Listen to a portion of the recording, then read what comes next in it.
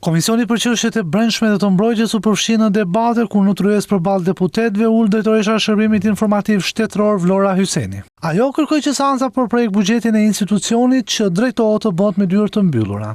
Okej, ne kemi 2 minutësh të hapur, më pas do kërkojmë të kalojmë në seancë të mbyllur. Por një kërkesë e tillë nuk u pranua nga opozita, ku Flamunoka kërkoi seancë me dyert të hapura.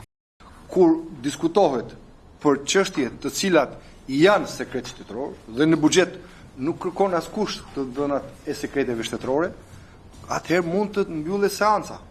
Por seanca nuk ka asnjë arsye të zhvillohet me dyert të mbyllura në errësirë të plot informacioni për taksapaguesit dhe qytetarët e këtij vendi.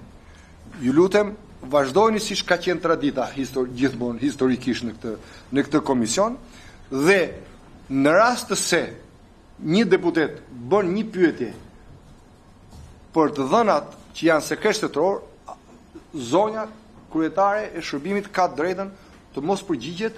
Pas debateve kreu i komisionit Bledi Çuçi vendosi me votat e socialistëve në komision që seanca të bëhet me dyert të mbyllura.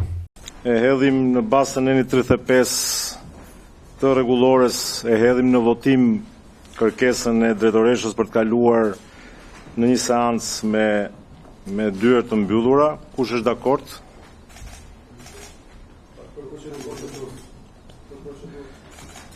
Po, do kalojmë në seancë me dyert të mbyllura për procedurë, po.